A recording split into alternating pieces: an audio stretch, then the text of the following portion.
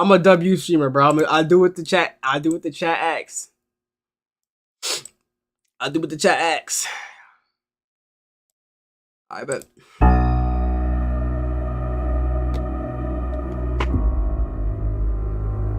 Do you like swamp stories? What the hell is a swamp story? I've never heard of that swamp story in my life. What's a swamp story, bro? A story of people in the swamp?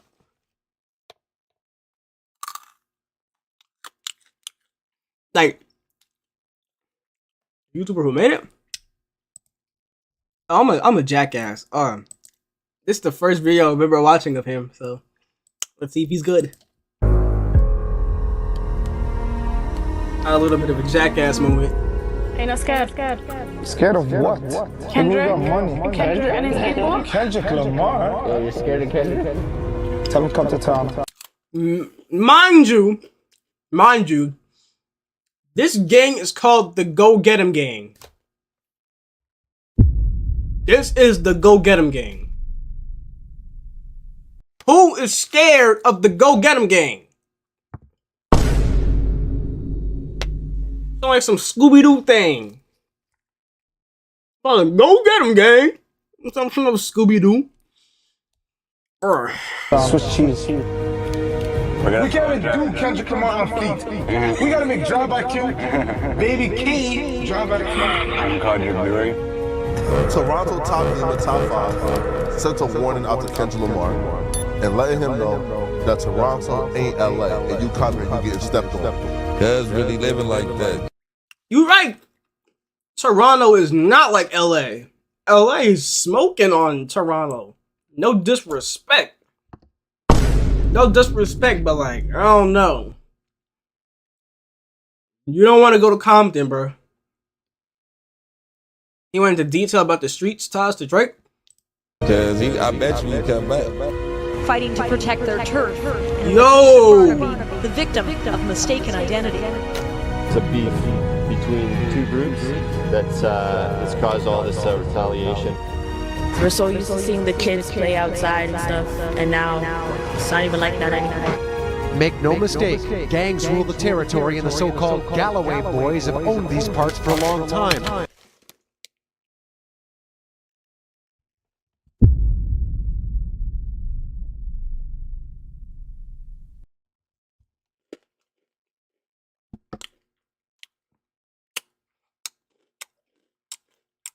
The Galloway boys?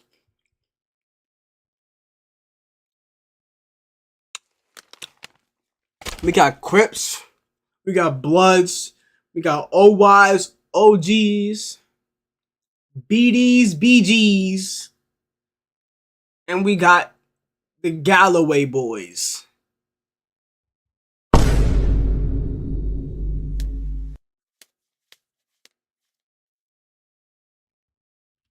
Just ask the police.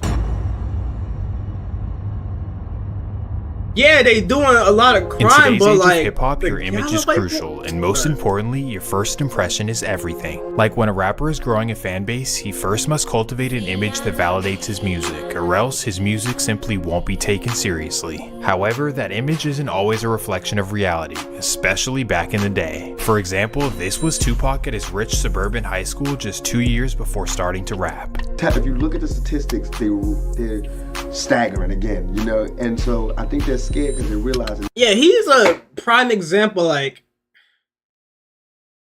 yeah, he might be in like a rich high school, but like, we don't know what he did like in the streets or not. I don't know if he was in the streets or anything, but like they saying that's his high school. Then like, I don't know. People nowadays they would like take that as like, you ain't no gangster. Look at your high school. You ain't no gangster. But hey, Tupac was able to gangster rap. If he was going to the high school, he was able to gangster rap. He was a poet. Like he was like a poetry dude, acting and stuff. They goofed. Not to mention that the Migos grew up in an upper-class suburban family, along with Lotto, Tyga, Lil Yachty, and... Wait, what? Migos? And so the Migos? They're realizing that they goofed. Not to mention that the Migos grew up in an upper... The Migos had me fooled. I was thinking the Migos were like gritty trenches. They grew up in an upper class neighborhood. I already knew Lotto was like from the upper class neighborhood. I think the females who like gangster rap and stuff, they get like a pass because they're females. They get like a pass. So it really don't matter about her. But like the Migos, they grew up in an upper class neighborhood. I don't know, bro. Class suburban family, along with Lotto, Tyga, Lil Yachty, and basically every Atlanta rapper ever. My point is that because all these rappers came into fame with this fake image, don't get me wrong, there are some trenches in Atlanta. Don't play with them, the corny wannabe perceptions. Basically, when your image is perfected and your first impression is on point, the fans want to believe you. However, when it comes to Drizzy Drake, he is the poster child for soft and pretending to be something he's not. The first reason is, of course, because he was famous and active. This is Aubrey Graham, folks. This right here is Aubrey Graham, folks. Talking about shooting people and singing like he's Jamaican. This is Aubrey Graham, folks. This right here. Before he started rapping, but really this shouldn't matter at all because Tupac was an actor before rapping as well, and nobody holds that against him. But I think the biggest difference and most important reason is that Drake is from Canada. First of all, he's from Canada. He's playing a role as really being tough, but he's really not. He's really a good kid. He's a good kid. What he should be focusing on instead of beefing with Kendrick is raising his son that he hid for like 5 years. For like 10 years. So like, I think Drake just needs his priorities straight. That Drake is from Canada. No. We are polite. We are Canadians. Yes. In everyone's mind, Canada is some paradise land where everyone is wealthy, no violence ever occurs, and street activities don't exist. So given that, Drake must be soft, and all of his homies are jokes. Now, like, these are waste youths, fam. These are waste youths, fam. Like, you trying to act hood, you're not hood, fam. You're a waste youths, eh? That's what y'all Canadians sound like, bro. You need to stop. You sound like you want to be British and English the same. You try to be like from America, but you want to sound British at the same time. And it doesn't make sense. Yeah, it don't make sense. Of course, both of these takes are rooted in American ignorance, plain and simple. It's very hard as an American to take anything Canadian seriously, I must admit. Like, bro, just give me my maple syrup, please.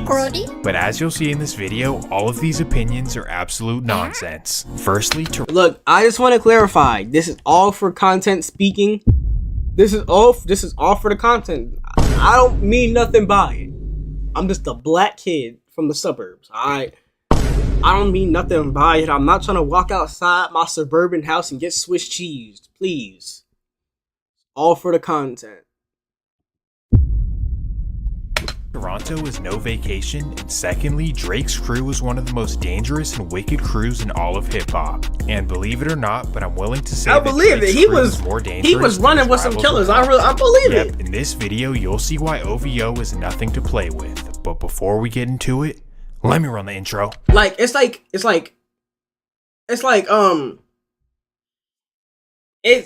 runs with some real killers, but Drake is just a goofy human being, so he just makes them look bad. You know what I mean? He just makes them look bad.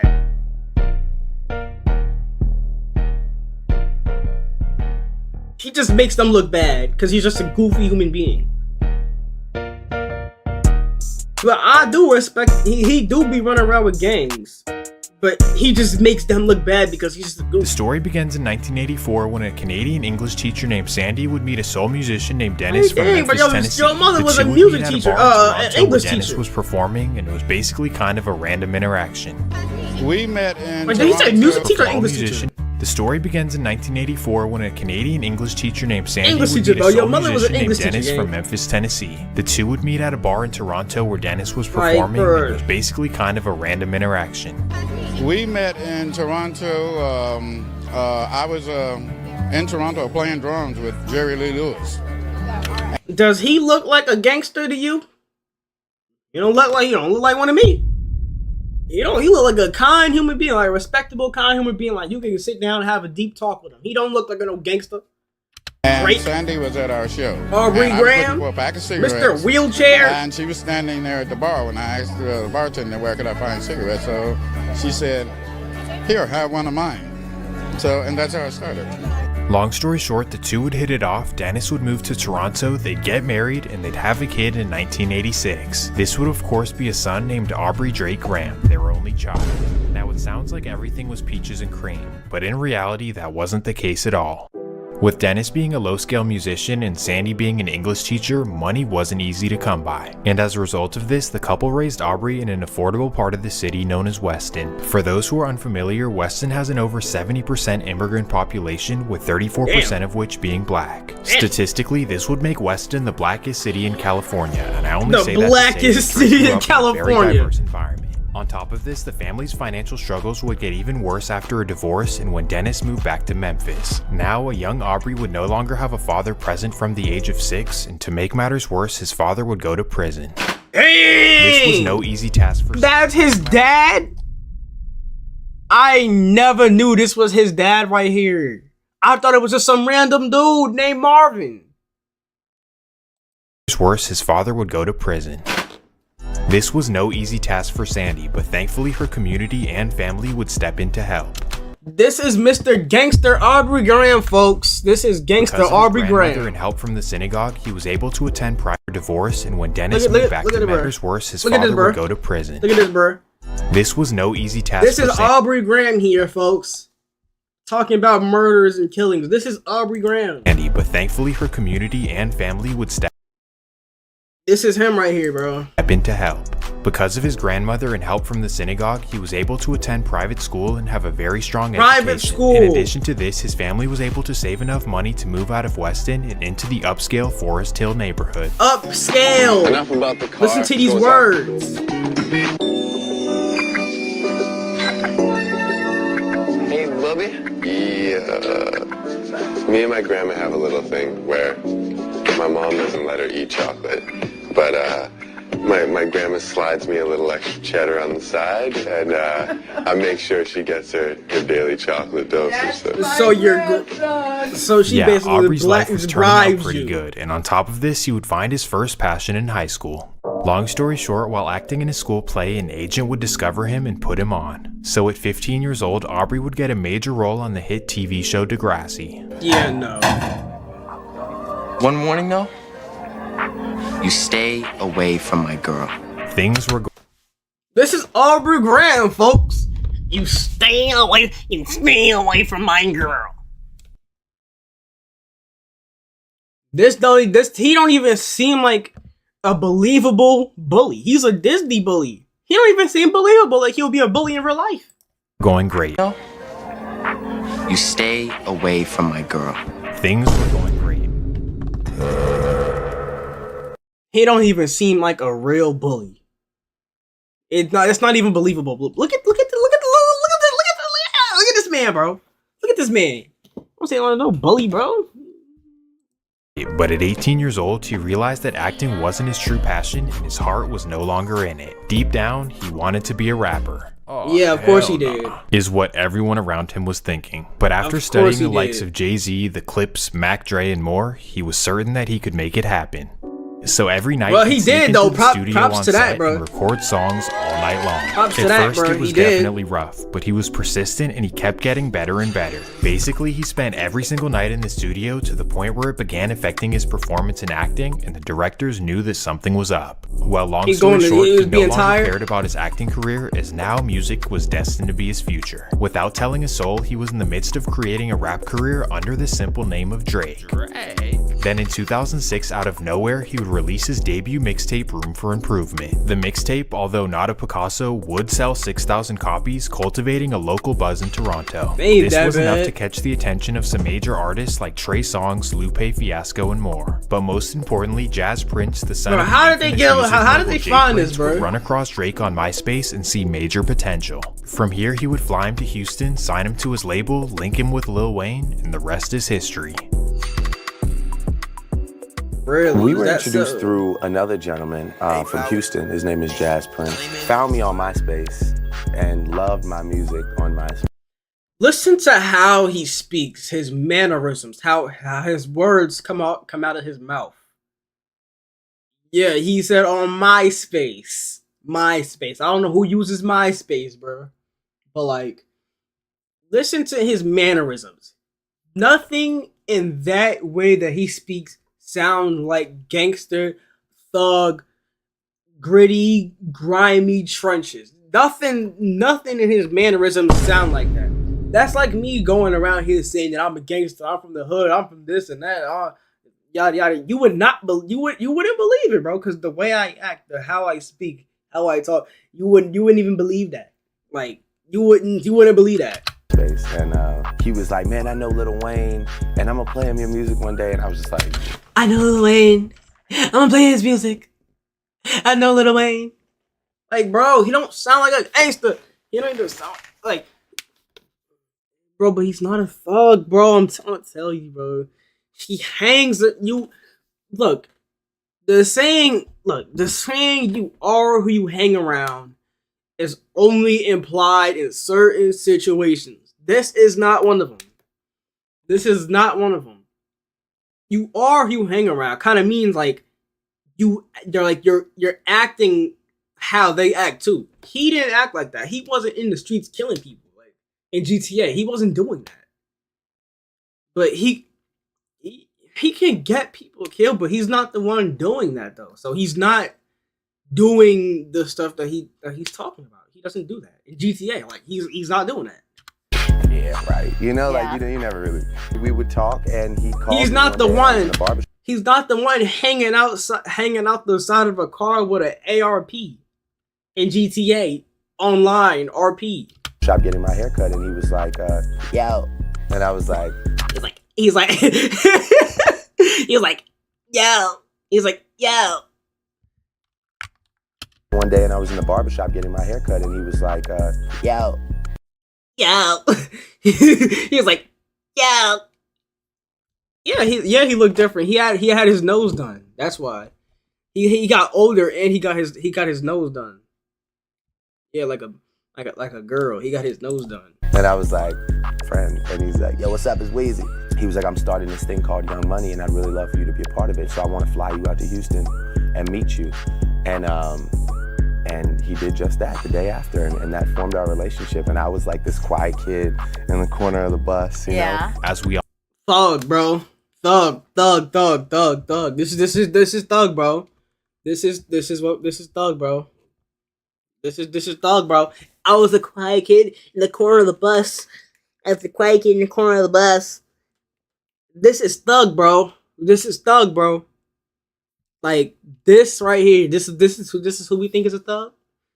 Y'all know over the next couple of years, Drake would become the biggest thing in hip hop. And this major, like I said, bro, I got mad. Like, bro, isn't Drake scared to hang around Thug? That's what I'm saying, bro. Like, I have mad respect for Drake and his music wise, but when you try to play a role that you're not him, you're not that type of person. It's just kind of goofy, bro. I respect him music wise. He makes some dope music, but when you just try to play an image that you just don't fit in, it's just like, no, bro. Like, what are you doing? Superstar fame would bring a lot of pride to his hometown of Toronto as he was breaking new barriers for what Canadian rappers can do. This, of course, must feel amazing, you know, gaining the admiration from your own I ain't gonna lie, bro. But Swamp really in his bag right now. Major downsides to being a famous Swamp rapper in his bag right now, To bro. put it simply, a lot of people from the hoods and trenches of Toronto were jealous that somebody like Drake would represent their city. That's what I'm saying. They don't even like him. They didn't even mess with him, bro. They was jealous of him because he was some suburban kid making it out the hood, and they over here on the corner slinging dope in GTA, and they ain't making it nowhere. They just on the block doing absolutely nothing with their lives, sitting around, having kids and paying child support. They jealous, bro, of this little kid named Aubrey Graham coming out the suburb, and he with Young Money, bro. They don't even like him, so why is he trying to associate himself with them, bro? They don't like him, bro. They don't like him, bro. Come on, bro. Like, okay, so you're telling me this Canadian Jew child actor is gonna be what? Is gonna be like someone that we say is in our top 5, top 10, whatever. It's like it was a hard sell. Like, damn, the child actor from Forest Hill is gonna be the rapper who represents us and he's the one who made it? Nah, let's do something to him. And this is when Drake encounters his first problems in the wicked streets of Toronto. They was gonna set him up, backdoor him? It's a Friday night in Toronto, and Drake has a night out with his beautiful date named Chantel. Together, the two ride out in the back of a Maybach on the way to a fancy restaurant. They got drove by. Riding high off his career success, Drake is rocking a $100,000 they robbed him? Given to him by Lil Wayne and $4,000 cash in his pocket. Long story short, they go out to dinner, have a good time, and at 9 p.m. they hop back in the Maybach.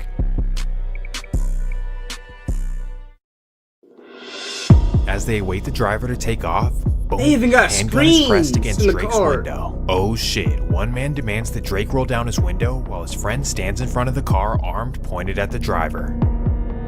They demand that Drake takes off his watch, his chain, and hands over everything in his pocket. So with no real choice, Drake gives up everything, including his prized Lil Wayne chain. After he gives it all up, the men spring back to their car, not knowing that Toronto police were already alerted and are just around the corner. So as soon as the robbers take off in their car, Toronto police are right on their trail. Thankfully, they're able to corner them in up the street, and Drake gets everything back. While being the civilian that he is, Drake tells police exactly what happened, and the two guys are arrested. Oh, nah!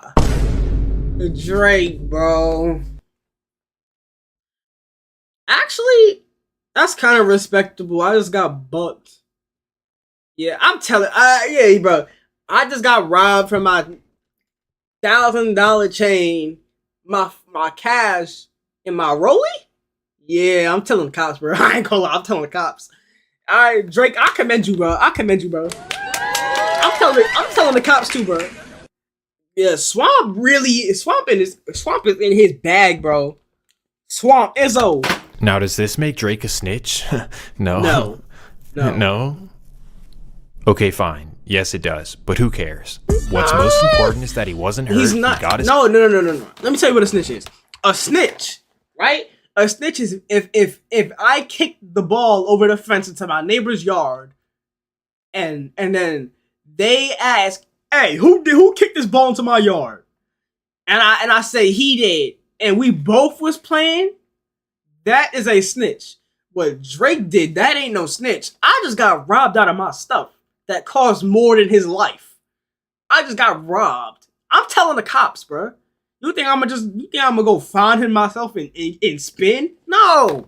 So I can go to jail? Stuff back, and he decided to move different for the rest of his career. He was understandably shaken up by the incident, as he would tell the New York Times Glocks that and I feel ARPs? unsafe in Toronto at all times. But if Lil Wayne gave you a chance, somebody robbed you, to Lil Wayne gotta give it personally. Yeah, bro. Like, he gave that to me, bro. Like, I gotta tell the cops, he gave that to me. That is his gift to me, like, from Young Money. I'm telling the cops. For this, he believed that this wasn't a random or isolated incident. He believed that he was set up by a gang. My chain was tucked the entire night, and I had a big coat on covering my watch. They didn't ask for anything but those two items. On top of this, my date had an expensive purse and a bunch of jewelry, and they didn't ask for any of that. How the hell did they know I had a chain on and a nice watch? And most importantly, why didn't they ask for anybody else's stuff? Regardless of all that, getting robbed in your own city as the face of the city must not feel great. Not to mention that something like this could be the item. Isolated incident. He believed that he was set up by a gang. My chain was tucked the entire night, and I had a big coat on covering my watch. They didn't ask for anything but those two items. On top of this, my date had an expensive purse and a bunch of jewelry, and they didn't ask for any of that. How the hell did they know I had a chain on and a nice watch? And most importantly, why didn't they ask for anybody else's stuff? Regardless of all that, getting robbed in your own city as the face of the city must not feel great. Not to mention that something like this could easily end a rap career. So Drake was understandably furious, and he was gonna make sure that this could never happen again. He knew that he desperately needed some muscle in Toronto. So he goes around and recruits In the gangs. States, he had the protection of guys like Jay Prince and Birdman, and in Toronto, he needed that level of street power as well, or even more. So now we enter the chapter of Drake's very first Canadian gang ties. That introduced... No, hold on. What he do? He went on Twitter and be like, if you're in the Toronto area, I need gang support ASAP. That's what he did, bro. That's what he did, bro. Introduces us to a man named Nacelle Beezer, also known as Chubbs, a native of Toronto's Scarborough district. Chubbs is a big dude, and in Scarborough, he had a reputation for being a bully in the streets. While Chubbs and Drake would meet through mutual friends very early in his career, but Drake honestly thought nothing of it. He heard that Chubbs was a respected member of a local gang, but why would he need to be around something like that? Well, then comes the scary robbery incident, and Drake now knew that having goons on his side might be a good idea. So after the incident, the first person that he called was Chubbs, and just like that, they locked in. This now meant that Drake had some serious firepower in the streets, and if you don't believe me, let me introduce you to Chubbs' gang. Hey, respect the Chubbs, The Galloway bro. Boys, also known as G-Way, were founded in the 1990s in Toronto's Scarborough district. The Galloway Boys were mostly of Jamaican descent, but it was more so a matter of neighborhood versus ethnic background. They obviously claimed the Galloway neighborhood, but more specifically, that's the why they call various themselves housing Galloway projects in the Boys. region. Well, at first, the crew was known for being hustlers, stacking millions through illicit imports, and moving weight throughout Canada. Essentially, they rose from dirt poverty as first You made generation fun of them, now these immigrants niggas putting in work. Look, I'm gonna put a disclaimer at the beginning of the video. I'm gonna put a disclaimer. All things said about the Galloway Boys were only for content purposes, and I didn't mean them. As a matter of fact, I might go to every time I was making fun of that the Galloway name way, the Galloway way name, the Galloway Boys name. I'm gonna mute it.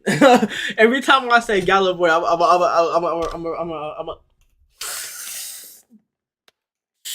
Oh my gosh! Oh my gosh, bro! I'm not gonna talk no more, bro. Coolest guys in Toronto with Mercedes, Beamers, chains, and of course the women. And if you know anything about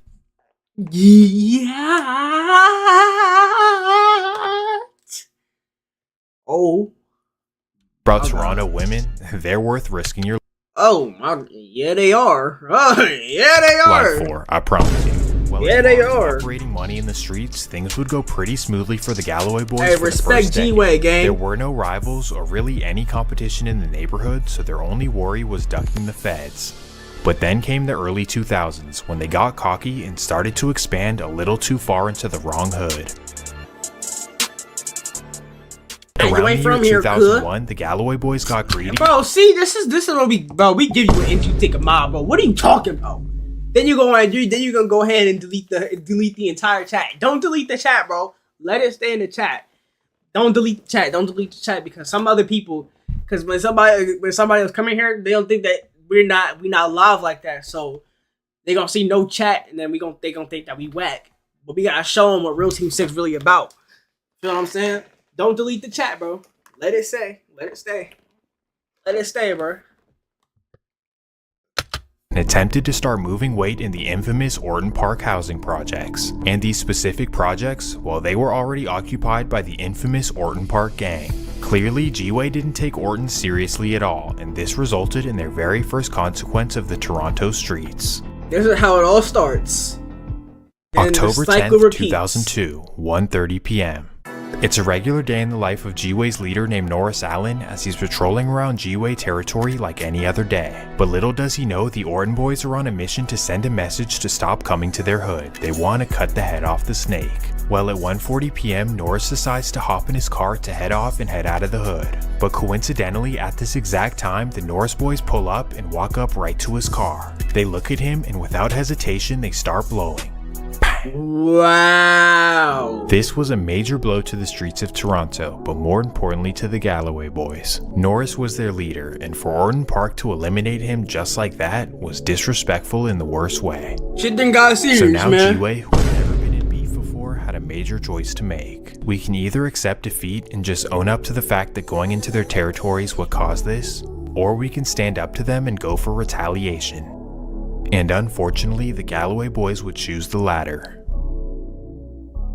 However, at first, they were simply not ready. These guys were hustlers, not steppers, and frankly, the whole gang didn't even own firearms. So step number one was getting some BAM machines. And in order to do this, they began hijacking shipments of BAMs coming across the Is this a Fast and Furious mission? just like that, by 2003, How'd they do Ontario that? police say that the Galloway boys had enough high-powered ammunition to take down a small army. Damn. How, bro? They was going crazy for their beloved leader. Bro, they got an inch. They literally took a mile, bro. What? All they had to do was find some dude who's low, who has a lot of firearms, and just go get it from him. They went and hijacked the whole shipment ship. What? They got an inch and they took an entire 40-yard dash. When I say they, I'm really talking about their new leader, Tyshawn Riley, who organized a group of dedicated steppers called the Throwbacks. Right away, G-Way's Throwbacks started stepping, eliminating Orton Park members left and right. Even the leader, Tyshawn himself, was stepping. He was dedicated to finding an op, and sadly, this would be his downfall. That takes us to March 11th, this is like 2004. It's a of regular day in Toronto. G-Way's hood, and Tyshawn is driving up Nielsen Road, the same street where their former leader lost his life. Because of this, he's already angry and bloodthirsty, and as he approaches the red light of Finch Avenue, he looks into an SUV right next to him. For whatever reason, he believes that the men in the SUV are Orton Park members and that they're sliding through his territory. So without hesitation, he simply rolls his window down, and sadly, the rest is history. Bro, cause he assumed?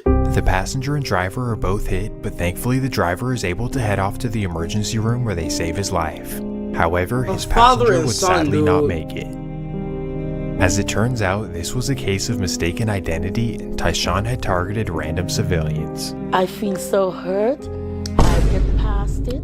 Dude, bro, this is why I hate looking like somebody else, bro. You remember you said I look like 10K Martin? What if 10K Martin had beef with somebody in the North Carolina area, right? And I'm just walking around the street. And what if they think I'm 10K Martin and they shoot me because I look like him?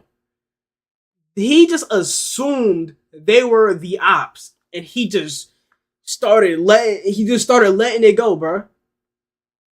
Because he assumed. He didn't have no confirmation that he was even ops. He just assumed, and he just started, bro. And somebody lost their life because somebody else mistaken them for somebody. Like, come on, bro. Yeah, bro, getting dressed, but you look like everybody else. But like, I'm just different, bro. I did say my piece. I did forgive them, which I do. I really do. You forgive, but you don't forget. Exactly. And I forgive them because if I don't, just imagine the animosity, the hunger I will have to be walking with.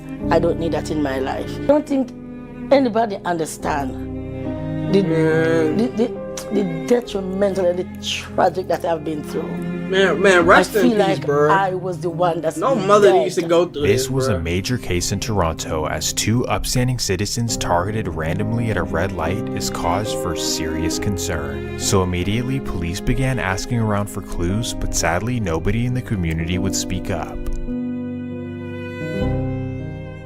This is because G-Way was so intimidating in their community that no one would dare go against them. Eventually, police would solve the case, but for the next few months, Tyshawn was still out and about. You'd think that after doing something so evil, your guilt would eat you up. Like, I can't believe I just claimed the life of a random person who didn't deserve it.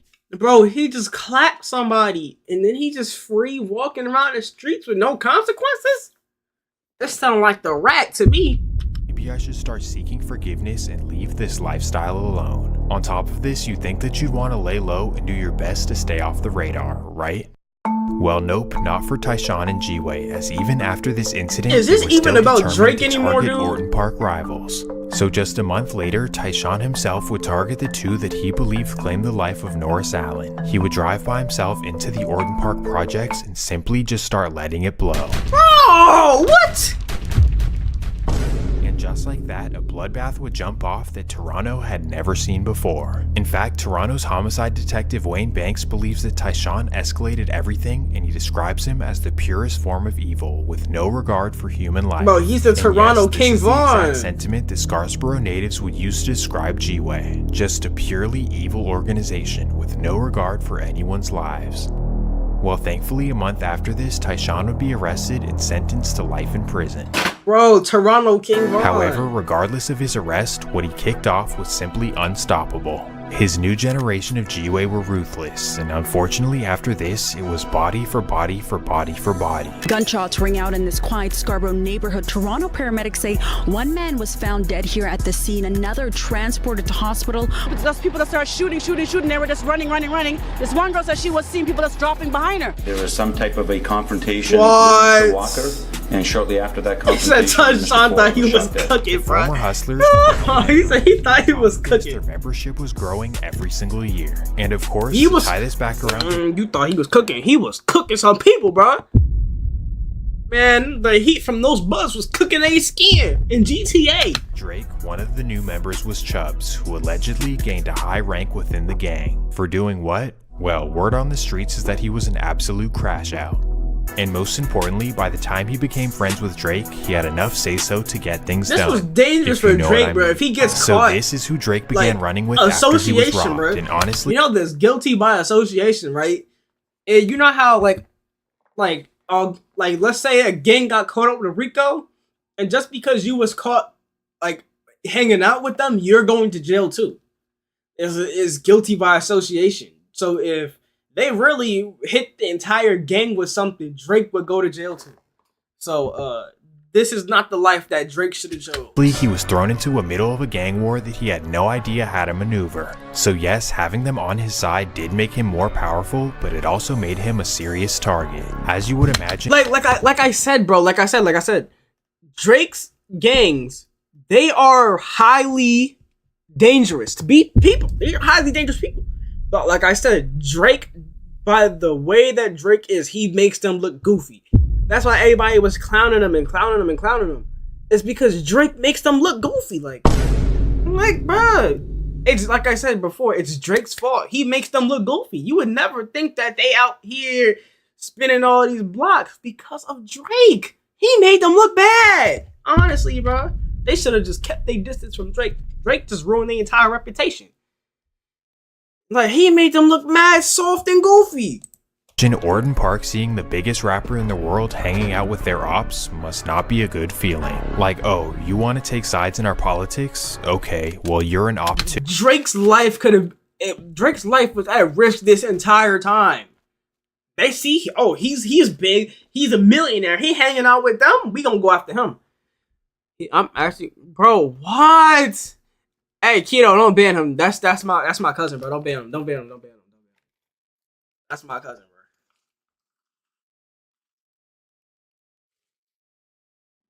2. And to make matters worse, when Drake started hanging with G-Way was the exact time that their war sparked right back up. In fact, upon Drake's arrival happened to be G-Way's most wicked period ever. And the guys that Drake was hanging out with on a daily basis were simultaneously doing serious damage in the Toronto streets. These would be guys like Ramon Williams and Adham Kamis, G-Way members known for being absolute crash outs. Now we'll get back to them in a second, and you'll see I told you, bro, Drake makes these dudes look so soft, bro. Why they're important, but for the meantime, let's focus back on Drake. Drizzy. We're now in 2011, and Drake's career is evolving from like a love song R&B singer-rapper to an attempted new image. An image of a rapper who should be taken seriously on the mic and also in the streets as well. I think it was an attempt to ditch the emotion on the upper, now into but for the meantime, crash outs. Now we'll get Yo, bro, this dude's teeth, bro. Your boy teeth, bro. Get back to them in a second. Be singer-rapper to an attempted new image. An image of a rapper who should be taken seriously on the mic and also in the streets as well. I think it was an attempt to ditch the emotional soft rapper image to a more street adjacent character. 2011, he kinda starts rapping crazy on the tracks, and at first people were laughing at it, like, really? And if you can remember, it all peaked with his hit song headlines. Tuck my napkin in my shirt cause I'm just mobbing like that. You know good and well that you don't want a problem like that. You gon' make someone around me catch a body like that. No, don't do it. Please don't do it. Cause one of us goes in and we all go through it. And Drizzy got the money, so Drizzy gon' pay it. Those my brothers, I ain't even gotta say it. That's just something they know. The bold lyrics made everyone laugh, including me. Like, what a joke. This Canadian rapper talking about someone. bro, Everyone look at laughed, this man. including me. Like, what a joke. This Canadian. You're telling me he's one of the head leaders of a gang? You're telling me this man, Aubrey Graham. Bro, I ain't gonna lie, bro. The Galloway boys should have kept their distance from Drake, bro. He's the one who got him. He's the one who got him into all this mess. Rapper talking about someone around him catching bodies? Come on. Even Charlemagne the God would clown him for this on the radio. My boy Charlemagne, bro. Like, he's just a corny dude. In that new Headlines video, he looks extra corny. It's like, bro, if Charlemagne says you corny, you a corny man. If Charlemagne says you corny, you a corny man. Look, when I was in New York, bro, every day to school, I was watching Breakfast Club with Charlemagne the God, DJ Envy, and Angela Yee. Charlemagne would clown these fools. If Charlemagne says you a fool, you best believe you was a fool.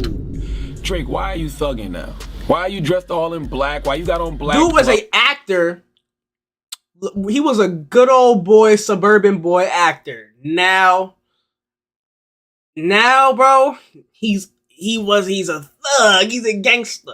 Why you got a whole bunch of dudes around you dressed in black? And the Steve Harvey Morning Show. I listened to that too on the radio. Steve Harvey Morning Show. That was some good time, boy. And he had the most non-threatening looking goons I've ever seen in my life. Like seriously, like they look like a flash mob that's about to run up in H&M and take everything. Like none of them look like a threat. He has the most non-threatening looking goons I've ever seen in my life. None of them look like a threat. Little did he know, most of these goons in the video are certified G-Way members who literally were during this time out sliding in the streets of Toronto. The Toronto police say there's recently been a resurgence of the once notorious gang. And the young thugs who are running G-Way these days, just like their predecessors, are packing firearms and they're not afraid to use them. In particular, two of these would be the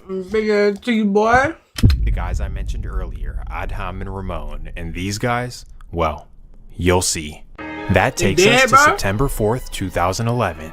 By this point, the G-Way vs. Orton Park beef has split up most of Toronto, basically causing two sides to the city. For most people, this would be really bad news, but for G-Way, they were happy because now they had more people to slide on. And on this day, Ramon happens to see somebody who they just started beefing with post their location at a local Domino's. So literally for no reason at all, Ramon and Adham hop in their car and go slide to the Domino's. At 5:30, they spin around the block to see if they're Drake still was there, high profile, and unfortunately they have no squabbling on their minds. Instead, at 5:45, they stop their car outside and they start absolutely dumping into the Domino's. Glass shatters everywhere and everyone jumps down to the ground to take cover. 3 men are injured in the incident, but thankfully they survive after being rushed to the hospital. Still though, this was an absolutely insane idea by the G-Way members to just start blowing at a Domino's. What in the world? These guys are the literal definition of crash outs, like there's no squabbling going on for G-Way. Well, either way, after doing this, you'd think that these guys would want to duck low and stay out of the way of Toronto police, leave the street life alone for the meantime. He must ain't get his pizza order right. But nope, he must just 2 months later, bro. Ramon would crash out again. And that takes us to November 4th, does he not learn his lesson, bro? Like, damn. It's nighttime in Scarborough, and Ramon is trapping like any other night. In particular, he has a random customer named Daniel Fuller coming through to cop. And at 11:15, Daniel arrives, hops in Ramon's car, and they go through to discuss the deal. But somehow out of nowhere, the simple interaction turns into an argument where Ramon gets furious and belligerent with Daniel. And unfortunately, for no reason, Ramon whips out and starts unleashing. Who would have guessed, man? Where he thankfully survives. However, he is paralyzed for life. Sadly, this was yet another example of the senseless violence caused by the Galloway boys. But thankfully, Toronto police would put their best foot forward and arrest them for all of their crimes. Thank you, Still, though, the point is that while Drake and all his goons are being clowned for, being soft and all that, they were actually in the field catching bodies and causing havoc. They was putting in work, bro. Oh, and believe me, it gets much worse. December 30th, 2011. It's 11 in the morning in Orton Park, and a young man is leaving his apartment on his way to the bus stop.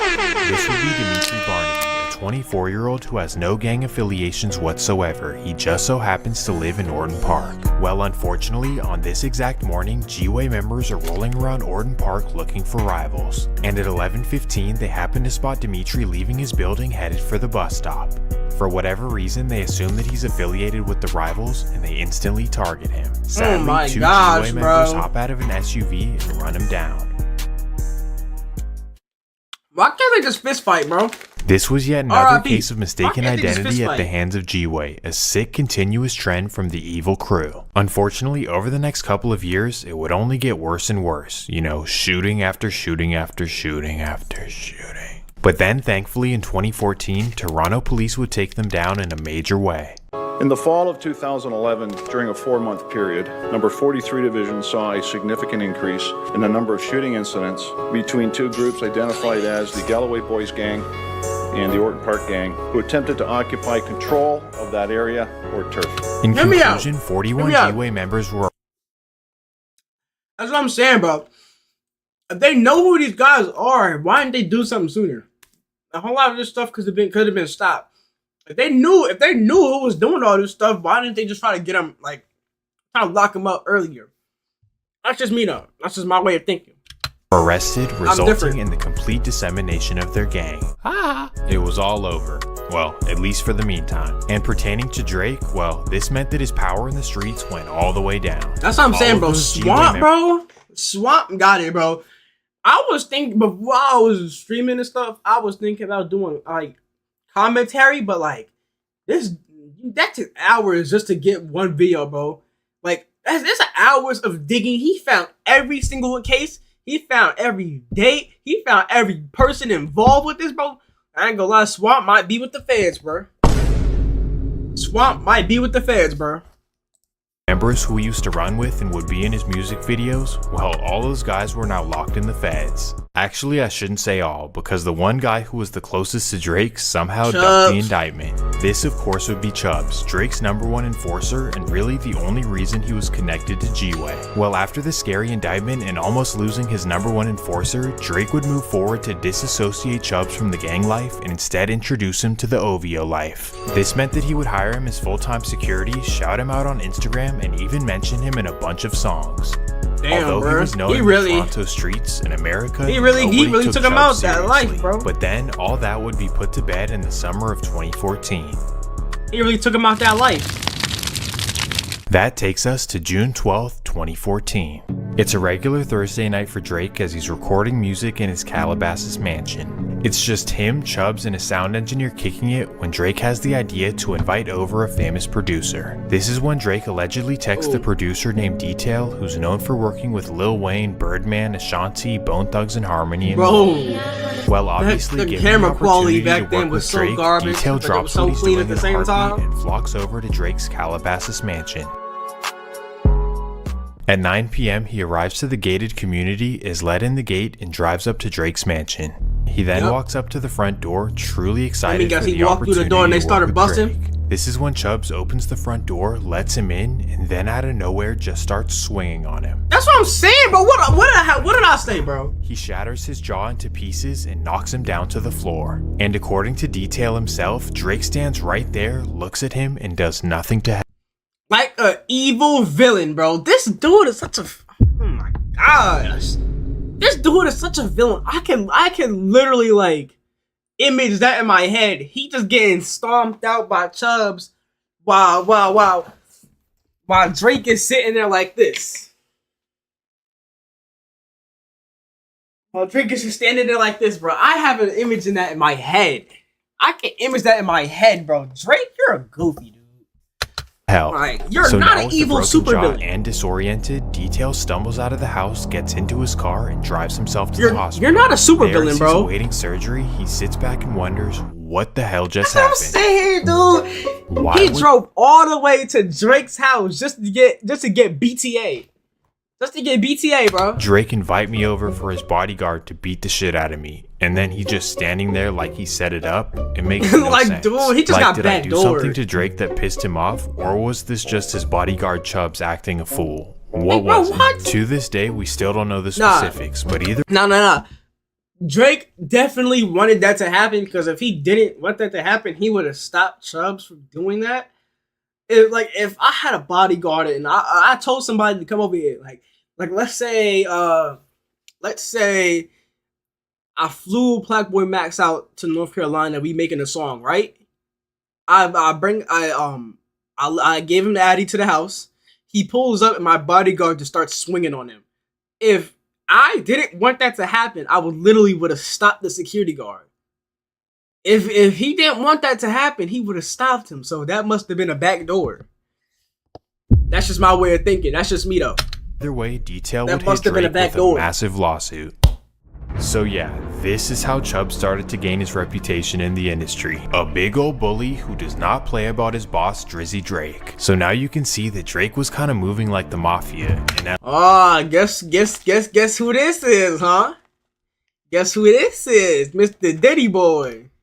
LA or everywhere he went, he had Chubbs, and then when he goes to Houston, he's got mob ties, in Louisiana, he's got Birdman, and the list goes on. Basically, he was well protected with real street connections in the States, but in Toronto, it was a whole different story. After the 2014 G-Way takedown, Drake was a major target in Toronto for two reasons. Number one is that he no longer had any street muscle or any protection, as G-Way was now completely weakened.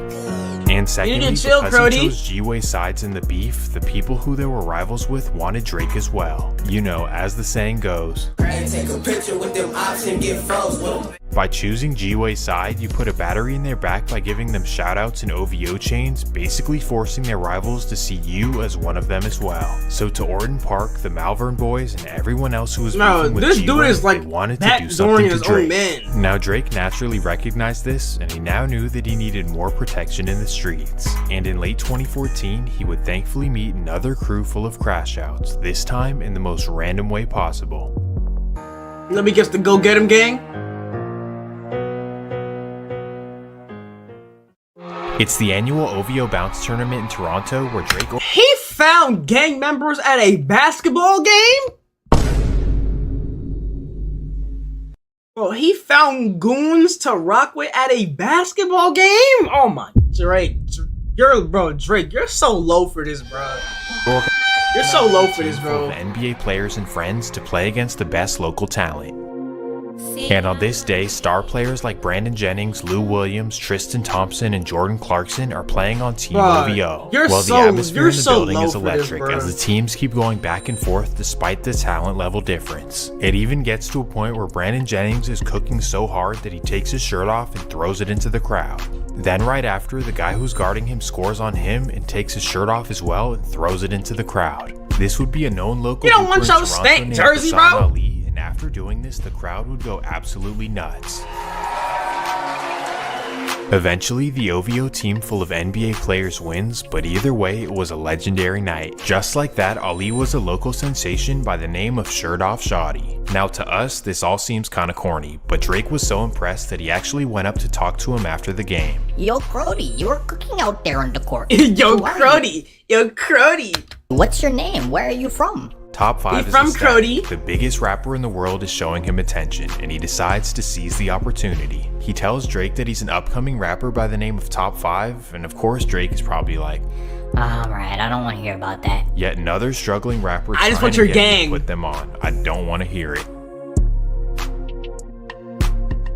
But little does Drake know, not only is Top 5 a struggle rapper and raw basketball player, but he's also a known stepper for a dangerous Toronto gang. Oh my gosh, you can't do both, bro. How you gonna be in these streets and want to be a basketball player at the same time? You can't do both. So you put your head down and dribble, or you put your Glock up and shoot in GTA 5 online. New update 5. Go Get 'Em gang, bro. Go Get 'Em gang, also known as G-Level for a dangerous Toronto gang. Bro, I told you about the Go Get 'Em gang, bro. I told you about them. That sounds like something out of Scooby-Doo. Go Get 'Em gang. That sounds like something out of Scooby-Doo. Oh my gosh, dude. I'm not trying to get shot, bro. I live in North Carolina, dude. I'm not trying to get shot, bro. I'm sorry, bro. I'm sorry, but I just can't take the name serious, bro. Go Get 'Em. Like, look. if it was go get him gone, like go get him gone, that would have been tough. That would have been tough. If it was like go get him gone, that'd have been tough. But like go get him gang? Nah. I'm not feeling that name. Y'all could be some gritty trench boys who really get down like that. But it's just y'all name, bro. And it's just Drake. Like I said, Drake just makes y'all look goofy, bro. I'm telling you, bro. Be the Go Get 'em Gang, also known as GGG, a wicked crew of crash outs that's upcoming in the streets. Go Get 'em Gang! Basically, they claim 3 neighborhoods as their own: Jane, Lawrence Heights, and Driftwood, an area known as the Jungle. And for those who aren't familiar, this is pretty much the worst area of Toronto, known for all the blah, blah, blah. Well, once Drake learns of this, he starts watering at the mouth. Protection. Please get me in contact with Top 5. I need to talk to him. I heard he's a stepper and his gang is full of crash outs. Please get me in contact with them. So just like that, Drake brings Top 5 into OVO and adopts him as one of his crew members. And immediately, he even shouts his hood out with a song called Jungle. So if you didn't know what that was about, now you do. I am Drake Shooter. You don't know Broski's in Drake's ball league, eh? Broski. Yeah, it good telling the world that you're Drake Shooter. So now the feds know exactly who's doing all this stuff. Good job, bro. Now the fans know exactly who it is. They don't even gotta try. Shooting guard, man. And on top of this, Drake would constantly shout out Top 5 on Instagram, completely elevating his status. Now obviously adding Top 5 and GGG to OVO's arsenal did help their street muscle, but it also put them in the middle of a brutal gang war. And this would only add to the list of Toronto gangs who hate Drake by association. So yes, while it was more street muscle for Drake, it was also more ops added to the list. I ain't one of them. Yes, at this time, GGG were at it with the Falstaff Crips, a dangerous gang claiming 3 projects on Falstaff Avenue. As you'll see, this beef is wicked, and if you don't believe me, that takes us to GGG's very first skit. May of 2015. It's a regular day in the life of a Falstaff Crip member named Shamarky I don't even know if they like known Drake, as bro. Marky Bands. Marky is known in Toronto for stepping on his rivals, Like, particularly after Kawhi GGG, Leonard left and Toronto, stacking they his had money nothing up. going for them. Basically, he's a rich crash out who allegedly did a lot of damage to GGG. So much damage that he figured that it would be best to leave Toronto and to lay low for the rest of time. And when I say leave Toronto, I don't mean going to a suburb or even a city in the vicinity. Instead, Marky moved to the furthest possible place he could while staying in Canada. That takes us to the small town of Fort McMurray, one of the most northern and remote towns on Earth. 5 hours away from the nearest city, this town is not for the weak. On top of this, it has a subarctic climate, meaning long, blistering winters where the temperatures range from -20 to 5 degrees. A town where you won't see the sun for months on end, and doctors warn that if you stand outside for more than 30 seconds, you can get frostbite and hypothermia. 30 seconds?! Marky Bands moved all in order to allegedly duck GGG. It would take over 28 hours of brutal driving from Toronto to reach him, so realistically, it's not realistic. However, GGG was serious about get back, so making this long trip was not out of the question. Y'all really driving 30 hours for a drill? And on May 24th,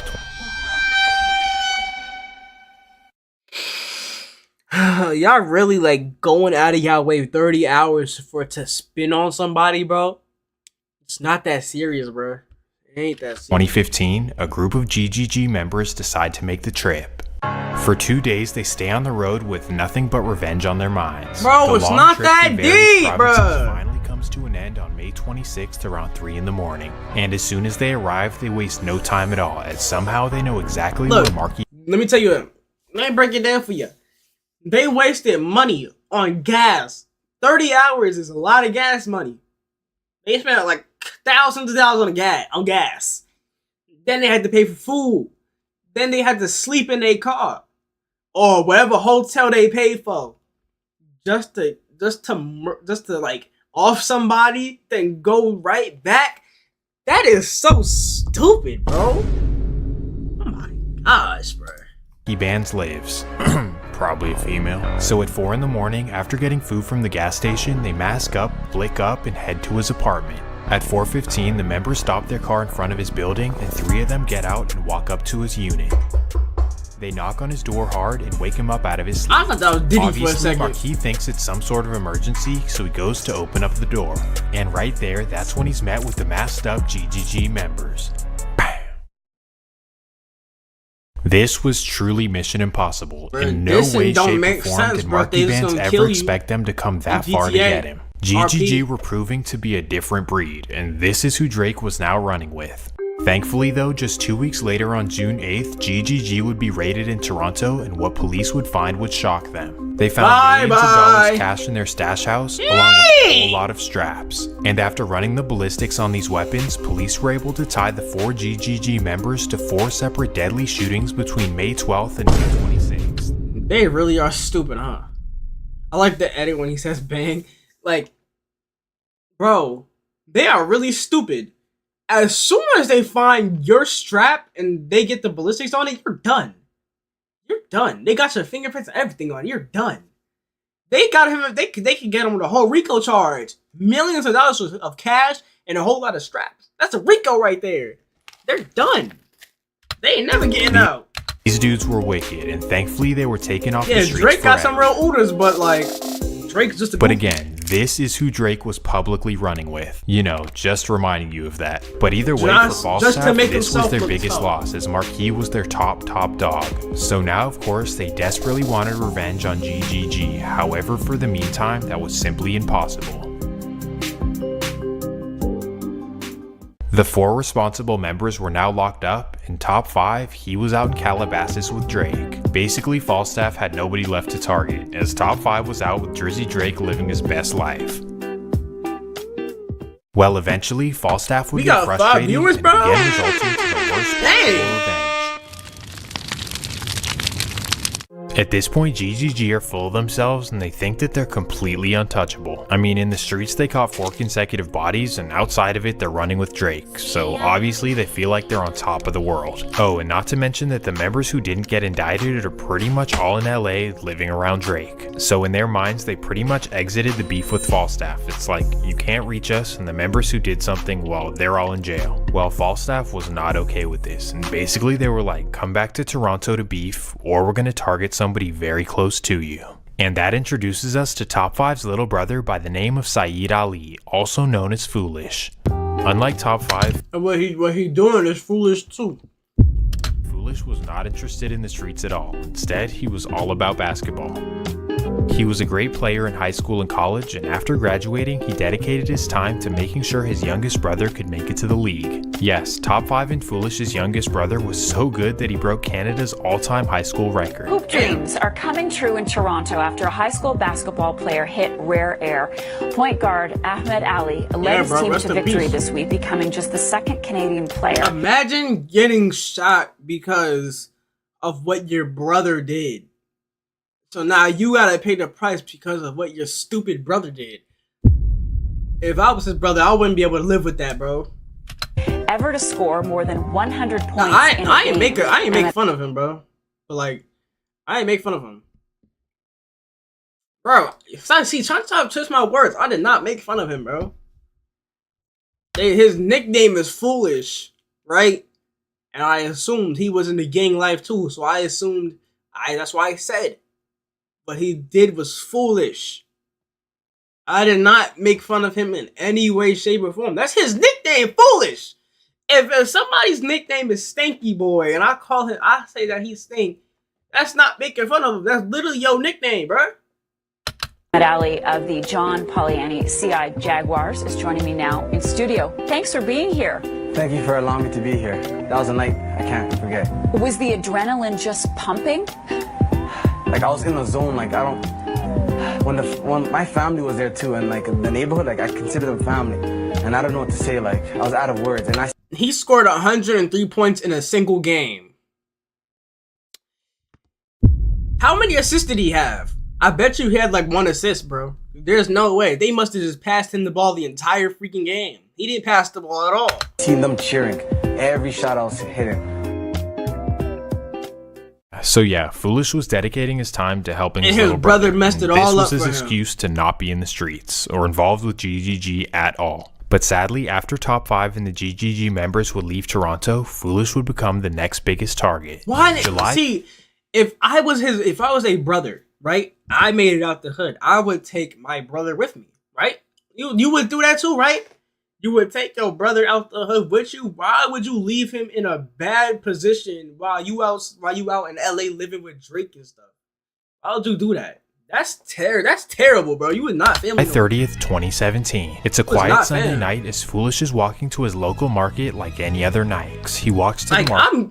I'm going up. I'm taking my family with me. I'm not leaving my family in the hood, and I'm over here with a millionaire living with Drake. Like, I'm taking him with me. He could have, like, bro, like, that's messed up. Buys a bag full of groceries and then turns around and begins walking home. Little does he know, at this exact time, Falstaff members are spinning the block. Then at 11 p.m. as he's approaching Dufferin Street, a car pulls right beside him. They roll their window down, they begin yelling at the man, and then when they see him turn around, they realize exactly who it is. Oh my goodness, it's Top 5's little brother. So sadly, without hesitation, they begin blowing. This was the blow of all blows for Top 5. He could have went to the league, gone bro. For no reason just like that. And to make Just matters because of worse, his an brother. alleged Falstaff member named Clutch would constantly go online and make fun of Foolish. He would allegedly post videos on his stories stepping on grocery bags over and over and over. So as you would expect, Top 5 was devastated, hurt, and angry all at the same time. Despite And they now not living gonna the do good nothing life about in it, 'cause LA they with all Drake, in- Top they're 5 all in now had an California. itch to get revenge for his brother. Chilling with Drake. First, the man who trolled Foolish would lose his life while walking in his project. What a guess. And the life they took him away. Yeah. A mother in grief. Yeah, but did you know what he did? Like, you all sad because, like, I get it. You sad. Your son died. But do you understand? Like, he killed somebody else too in GTA. Like, come on, bro. It's a cycle, bro. The death of her 16-year-old All son started because in the of Drake. apartment building where they lived. She says she heard the gunshots. Every time I come out my hallway, when I see the stairway he died, you know, I feel something and my heart is bumping. I'm shaking. Last Thursday, Hanad Abdullahi was gunned down in an apartment at 30. I feel bad for all these parents who got like gang member sons and stuff, because like you thinking that your son is a good kid, they think, oh, he's good, he's this and that. Do you not know, like, the whole time your son is outside spinning blocks and taking people's lives left and right. You don't know what your son is really doing. So like that's kind of sad, bro. Like you think your son is some good kid? He helped you clean the house. Then later that day he go out and he takes somebody's life. And you think he come back home. You think he's still a good kid because you don't even know that he did that. These parents just don't be in their kid's life. Falstaff Avenue. Anad was a good kid. He had so much life, so much ambition, so many things to look What did forward I to. just say? His life was cut short. What did I just say? No, his life was cut short because he cut somebody else's life short. So they came back and got him. They don't know what their kids be doing.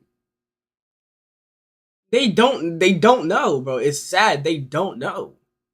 They think their kids all sunshines and rainbows. You don't know what she just said, like, oh, he just got killed because he lives here. You don't know what he did, bro.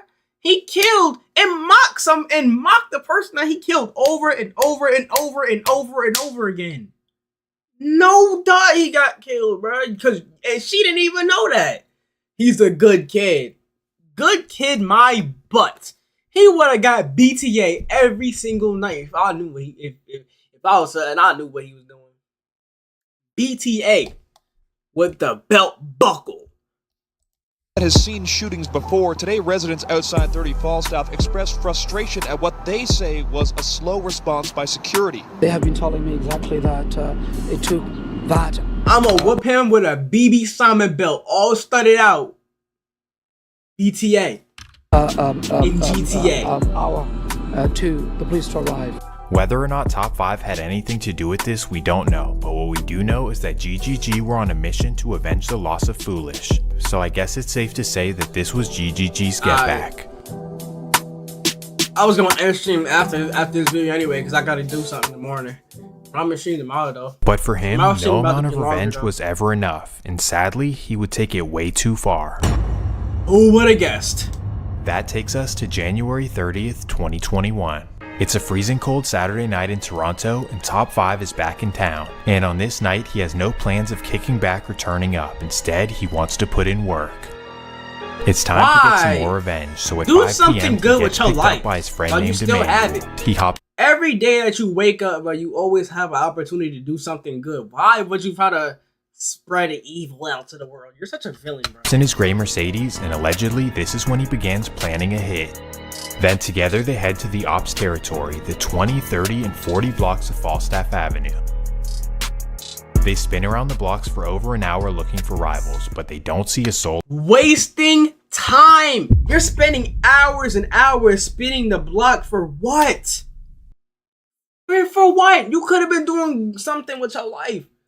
Could have invested in some stocks. Could have helped out with charity. Give something out to the community. But nah, you decided to waste an hour of your life to go spin a block.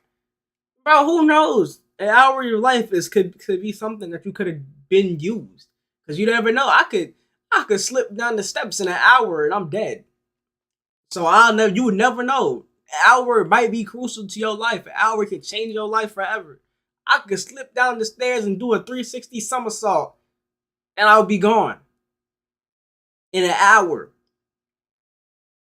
You know what I'm saying? In Dragon Ball Z, Goku and Frieza, that fight on Namek, as after Frieza threw the death ball into the oh my gosh! When he threw the death ball into Namek, it only took 5 minutes. 5 minutes for the planet to explode. 5 minutes can really change your life. Use it for something good. All outside. Top 5 is now increasingly frustrated, so he comes up with a second plan. He allegedly tells the driver to drop him off, let him run through the projects, and then he's gonna text him to tell him where to pick him up. So at 8:45, Top 5 hops out and begins walking through the ops section. Then finally at 9 p.m. he sees somebody walk out of a building and instantly he's on him. So he allegedly walks up to the man and makes a terrible decision. He then texts the driver to pull around the building, he runs to the car, and they drive back to his apartment. He thinks he just scored on a Falstaff member, but sadly that's not the case at all. Yet another case of mistaken identity in the streets of Toronto. Hashim was not a member at all, instead just a regular student who happened to live in the projects. He came back to the hood to get back for his brother. And then he mistaken this dude. Bro, all of this because of mistaken identity. Why can't y'all get people straight? As a matter of fact, why are you doing this in the first place? Go do something good with your life. Do something good. Read a book. Be the next Malcolm X or something. I'm not exactly sure whether Top 5 cared or not, because the rivals did do the same thing to his brother. Either way, this was a major case in Toronto, and police would eventually figure it out. They would officially issue an arrest warrant for Top 5, and this is when he decided to go on the run. He was now ducking US Marshals while running around the city of Los Angeles. He's like, peace, catch me if you can. Like, bro, they could mistaken Sharky from Beta Squad for one of these dudes. Dang, he looked like a menace. Bro, this dude look like a crackhead. Bro, why, bro, his eyes just like shaded out except for his eyeballs? Man, what? Look at this dude, bro. Bad dude, what? Of course, they would eventually catch him. On October 7th, 2021, he'd eventually be arrested by the Los Angeles SWAT team. And in everyone's mind, Top 5 was completely cooked. Now, as a result of this, you'd think that Drake would want to completely distance himself from Top 5, at least publicly. But nope, instead he would buy the most expensive lawyer in Canada by the name of Gary Grill. Regardless, this seemed like an impossible case to beat. They had his location through his phone, they had a motive, and of course they had all of the self-incriminating social media posts. Yeah, this is why everyone assumed that he would definitely be locked up for life, and you'll see, but we'll get there. In the meantime, let's focus back on Drake and what this all means for him. This means nothing to him. He could just go get some more gangs. Now without his self-proclaimed top go hire shooter Beta and Squad G-Way and next. GGG being locked up, Drake now has no protection in Toronto. Or at least that's what it seemed like from the outside looking in. Now if he decided to stay in LA full time, this really wouldn't matter, but Drake really wanted to go back to Toronto. By this time he had already invested millions of dollars into his new beautiful mansion, so now he was committed to living full time in the 6, meaning that he needed some real muscle in the streets. And little did people know, Drake still had one crew left that was rocking behind him. The Galloway boys are gone. And just like that, we're introduced to Drake's final, but probably most The prominent final gang boss. ties in Toronto. The final boss. That introduces us to Reps Up, which really isn't a classic gang. Instead, it's a collection of various hoods in Toronto, united to cause massive damage in the streets. Headed by crash outs like Drake's close friends Fif and Baka, these guys are nothing to play with. And as far as Drake's connection to them, well, everyone believes that Chubbs was the introduction. And just like that, Fif and Baka became major parts of OVO, with Drake referring to them multiple times in songs. To the world, these were just random shoutouts by Drake, but to the streets of Toronto, these guys were like mini King Vons. Especially Fif, as this guy, well, you'll see. He was definitely one of them ones, and unfortunately he was blamed for a very bad incident in the summer of 2017. July 23rd, 2017. It's a hot summer evening in Toronto, and a woman named Rochelle Lewis is celebrating her 28th birthday. Let me guess, to she do got this, she shot? hosts a massive barbecue in her backyard with over 200 disrespect? people in attendance. The barbecue goes well into the nighttime with good music, good vibes, and good food. That's until midnight when allegedly Fif shows up. While walking around the backyard, he allegedly sees somebody that he had recently gotten into an altercation with at the club. The specific man is sitting next to Rochelle with his arm around her as they're laughing together. Then out of nowhere, all they hear is bang. For what, bro? 2 men are dead and 1 woman is in serious condition at hospital following an early morning shooting in the Scarborough area in the Morningside and Shepherd area. Now, it's tough to imagine, but up until just a few moments ago, this was an active crime scene, and most of this block was entirely boarded off from media or pedestrians and vehicle traffic coming through. Police have just removed the police tape. Yeah, bro, you saw him throwing up gang signs at the window? Up until just I bet you this the dude who did it too. This the dude who did it too. Yeah, this is who did it. This was an active crime scene, and most of this block was entirely boarded off from media or even pedestrians and vehicle traffic coming through. Police have just removed the police tape, and they are now continuing with their very active investigation. I bet you that's the dude who did it too. For a suspect or suspects. They gonna drive by and be like, who they're looking for. To the camera. She has since been upgraded. He probably has something to do with it too. Serious but stable condition. The 2 deceased are 33-year-old Ronaldo Cole and 30-year-old Dwayne Campbell, both of Toronto. Both are known to police, although they won't say in what capacity. Now, we spoke with one of the owners of the home, and she confirmed that I ain't going to is Canada. the 3rd victim and remains in I'll hospital. tell you, she didn't know the deceased, I am but not police going to say Canada they were no time invited soon. to the party. She also didn't know how or why the shooting began. Police say they are still trying to gather those facts, too. 2 lives lost and Rochelle paralyzed. Everyone wanted his head. This is the And that takes Canada us to King September Von. 14th, 2017. It's 2:30 in the morning in Reps Up bro, I'm G-Way scared. No, territory, Jersey, and what? Fif is hanging out in his As a matter of project. fact, bro, I wouldn't be scared going to Canada anyway, bro. I have no beef with these individuals.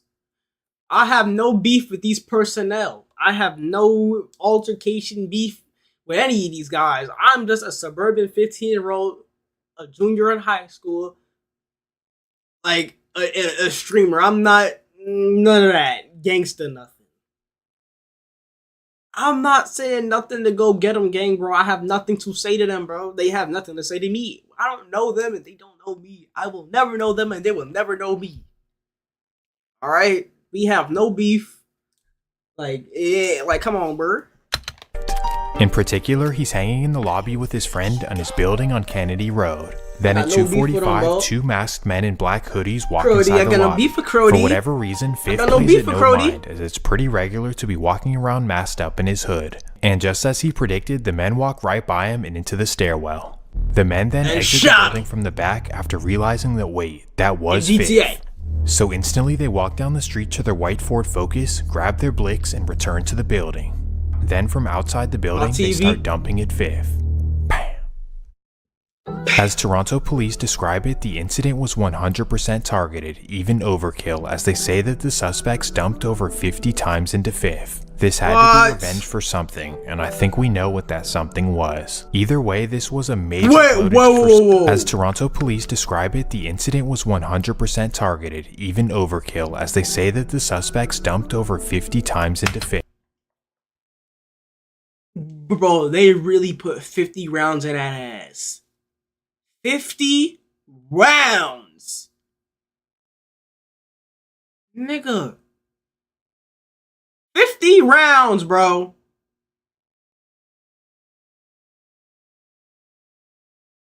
Bro, that crime scene must have been gruesome, dude. GTA 5. This had to be revenge for something, and I think we know what that something was. Either way, this was a major blow to Drake, as he and Fifth had become very close friends. They really wanted bro gone. And most importantly, this was yet another street war that Drake was really now wanted attached him to. out of here, Pretty bro. much They said all of no his friends in more Fifth. Toronto had serious ops in the city and were destined for something to happen to them. Fifth Drake, was Drake's bro, what biggest are you crash doing? out, so for something to happen to him meant that it could happen to anyone. Basically, by association, Drake had inherited the ops of G-Way, GGG, Drake and can't now go back Rex there no more.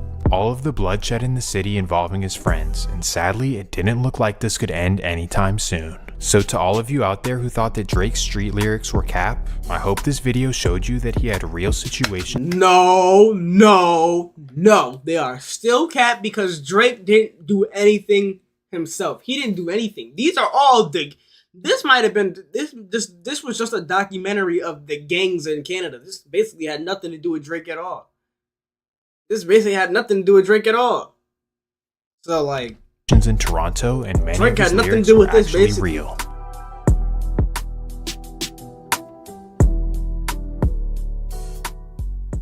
But now we take an exit from the streets of Toronto, and we enter all of Drake's beef in the rap industry. As we all know, Drake has been a very controversial figure in the rap industry since probably around 2011. He's beefed with rappers like Common, Swiss Beats, Tyga, Chris Brown, Nav, and of course Meek Mill, who he obliterated. Oh, and not to mention Pusha T, Kanye, DJ Drama, Joe Budden, The Weeknd, Rick Ross, Childish Gambino, XXX, Future, Jay-Z. Hey, I stand by it. Drake got X killed. X said it himself, if anybody was to kill me, it would be Drake. And there are ties to the people who killed X. There are ties to Drake in that too. So X might have been right this entire time. Tory Lanez. Damn, this list is long. For whatever reason, everyone had a bone to pick with Drake throughout his career. Mostly to do with women, but also to do with those who think Drake moves like a slime. However, after all these beefs, Drake seemingly came out victorious after every single one. That would of course be until 2024, when Kendrick Lamar his first loss. The rap beef has been covered like a million times, but I guess I'll go over the basics. Basically, Drake and Kendrick had an ongoing feud dating back to like 2013, but nobody really picked up on it. There were subliminal disses here and there, but because nobody actually said each other's name, it never really picked up any traction. That would of course be until April of 2024, when they started publicly going back and forth. Diss song after diss song after diss song, they were cutting deep and nobody really knew who was winning yet. Then comes May 4th, when Kendrick drops the haymaker of all haymakers. Not Like Us. Not Like Us, the biggest song of the year and possibly the biggest song of all time. Now, many people think that this is the end of Drake's career. I don't know about that, but it definitely hurt him. But yeah, all bro. of this is not actually, bro, Pusha T won that too.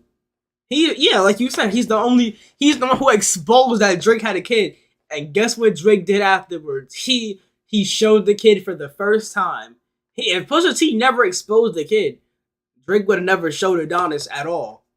Like, he would have never showed Adonis to the world. What we're here to talk about. Never knew. What we're here to talk about is that 3 days after the diss, something tragic would happen at Drake's mansion. May 7th, 2024.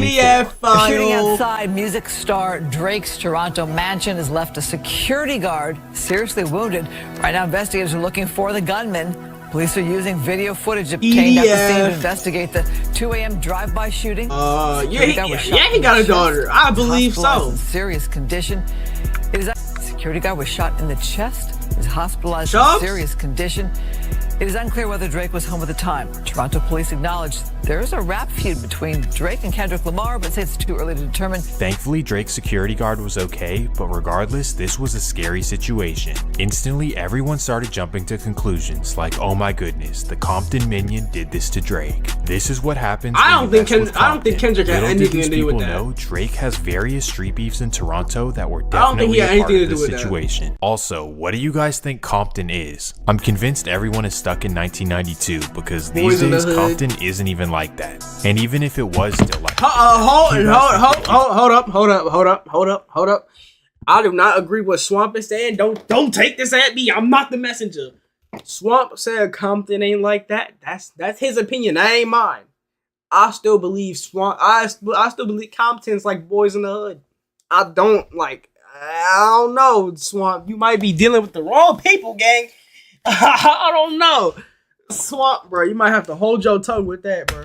You superpowers to go do something in Toronto, a whole different country. Regardless, in my opinion, the shooting of Drake's bodyguard had nothing to do with Kendrick and everything to do with his local beefs in Toronto. And if we're being honest, nothing is gonna happen between Drake and Kendrick Lamar. Like, let's just be honest. That would be unless one of Kendrick's squabblers would take a chance on Drake's crew, but Drake's crew doesn't seem too worried about it. I don't know, Swamp. You might have to watch out with that, bro. And that takes us back to Drake's self-proclaimed top shooter. As you can remember, Top 5 was facing life in prison for a 2021 murder. And based on all of the evidence and phone records and motives, everyone believed that he was cooked. However, Drake was able to buy him Canada's most expensive lawyer, and somehow a miracle would occur. The murder case against Hassan Ali, better known by his stage name Top 5, ended today when the prosecution stayed the charges stemming from you was right, bro. He got the most expensive lawyer. North York.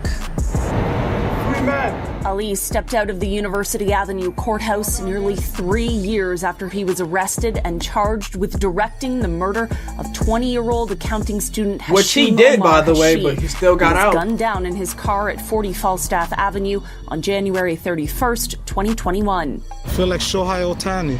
I feel like a baseball player, superstar.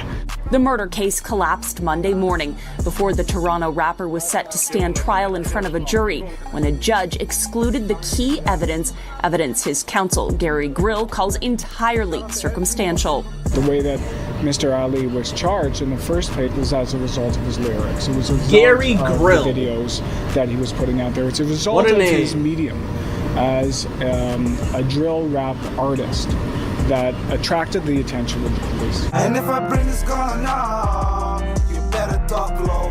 Grill says the Crown also alleged Ali was the mastermind of the 2021 shooting and was in the backseat of the suspect vehicle. According to the Crown, there was somebody in a backseat of the car wearing a gray tracksuit. Ali, who was 22 at the time of his arrest, was taken into custody in Los Angeles 8 months after the fatal shooting in North York and charged with first-degree murder. Shout out to the Toronto South Detention Center for the hospitality. He also spent time in Milton's Maplehurst complex, where in 2023, he managed to record a music video from behind bars, triggering an investigation from Ontario's Solicitor General. This music is ass. 22 when I shot your son. Outside the courthouse, Ali denied any gang involvement and thanked a supporter. And shout out to my boy Drake, man. Swamp. As for the 20-year-old who was killed, RIP, I'm an innocent man. Hope they find whoever did that. I'm an innocent man, you know what I mean? It was you! Hope they find whoever did that. It was you! Just like that, Drake's top demon is back on the streets. Now you'd think that after nearly getting life in prison, he'd want to lay low and change around his lifestyle. But again, we're talking about Top 5, Toronto's biggest crash out. And instead of laying low and changing his image, as soon as he gets out, he begins threatening Kendrick Lamar. First, he goes on live stream with DJ Ack, and he says that he needs Kendrick Lamar dead. Oh, nice to meet you. Nice to meet you. My name is Hassan Ali. Pleasure, brother. You watching this? I beat a first-degree murder 2 days ago. I haven't slept ever since. I prepared the little things, everything for my boy Kendrick. I want to greet him. I want to greet him so bad, man. Kendrick come to the 6. Kendrick say about to book a show. He say about to shut the place down still. You sure? Probably gonna be with all the police. No, even he's with the police. He's done. He's done. He ain't coming. He ain't coming. Metro Boomin too. It's Metro, a no-fly zone, Yo, man. Metro Boomin, man, I see what you're trying to do, my boy, man. Don't do that, man. Don't do that. It ain't, hold on, Ak. It ain't safe, Metro. I've been hearing some. Yo, does the GGs still run the 6? Does the GGs and the Watson still run this? I just want to know. Yo, we expanded like the WNBA. You know how the WNBA got a new Toronto team? Oh, this HOC now. There's 16-year-old boys. I just came on, bro. I just came on. I seen a 16-year-old boy that told me I can't wait to see Kendrick. Just say home 5. Bro, turn rap beef into wanting to end Kendrick. Bro, what? Bro, can rap beef just stay rap beef? Why do you have to resort to taking somebody out, bro? Let rap beef stay rap beef. Like, it has nothing to do with all that, bro. Let it stay how it is. Yo, listen, man. I just want 2 people right now. I'm not, it's not a threat. I'm just looking for Metro Boomin and Kendrick Lamar. I'm doing my homework right now. I'm doing my task on them right now. Nothing incriminating. I'm just looking for. If you ran to Metro Boomin or Kendrick, what would that? Metro Boomin 101. I don't want no weapons, nothing. I'm knocking the fuck. We're putting a bag on that fight stuff. Kendrick, sleeping in first round. You passed the border. Hey, what, bro? Like, border, man. You just got out of prison trying to beat a life sentence because of a murder case, and then you going out here 2 days later threatening people. Like, bro did not learn. Bro is hell. This man is hell. Chubb's calling me. You passed the border, man. You passed the border, man. I am Drake Shooter. 2024, I am Drake Shooter. Thanks for telling us that 2 days after you got out of jail. Drake's ball league, eh? He's the starting shooting guard, man. Bro, like, thanks, stupid O, for telling us that 2 days after you got out of jail, serving a life sentence in prison. Thanks for saying that 2 days after. Like, bro did not learn. Dumb to Drake. Pedro. Bro did not learn. Pedro, you're not cool. All I gotta say, I'm home. You're wearing a bucket hat, so you're not cool. Kendrick, you're banned. Damn. You're banned. Should have blew your head off when I was with Draco the Ruler. Oh shit. Said this 2 days after he got, like, two days after. I'm Drake Shooter. Bro just incriminated himself again. Long live Draco the Ruler. No, he ain't blessed me. He ain't blessed, man. He's switching on Drake. Switching on Drake? He's switching on Drake, yeah, man. YG switching. So YG 400 from the West Coast. You think he's switching on Drake? Where's Champagne Poppy? Yes, yeah, big up Champagne Poppy. Send a link to the audio. Your shooter's home. Big up Champagne Poppy. Yo, hit us home. Big up Champagne Poppy. Your bodyguard is home. Top 5 makes some bold statements, and clearly he's not scared of the Compton squabblers. Are you not scared? Scared of what? Kendrick? We got money. Kendrick and his people? Kendrick Lamar? Yeah, you're scared of Kendrick? Tell him come to Toronto. Switch cheese. What happened if he comes to Toronto? I'll get the low, put on my Nike Tech Black. Tell YG get us a driver. Put the window down, it is what it is. Get some fresh air. Where's Drive-By King? Drive-By King. Yo, where's Drive-By King? Drive-By King's right there. We can't even do Kendrick Lamar on feet. We gotta make Drive-By King. Do you guys think the Top 5 and GGG are actually serious about doing something to Kendrick Lamar? No, because... Well, after watching all of the... Well, now that we know this, like, 5 months later, like, they didn't do anything to Kendrick Lamar. Kendrick Lamar still breathing. His heart's still pumping to this day. He raising his kids. So nothing happened to Kendrick Lamar. That was all just for show, I guess. To make Drake look better, I guess. But yeah, Kendrick Lamar is still alive to this day, if you wonder. Crazy event of this video. He's still going strong, dissing Drake at the Super Bowl, you know. You almost got life sentences and said you're gonna do a drive-by. I was like, he did not learn his lesson. Look, and let's say I went to jail for life for a murder case, right? And I got out. Trust me, I am staying far away from a firearm or any type of street or gang life ever. Like, come on, bro. I'm smarter than that. You guys think about Drake?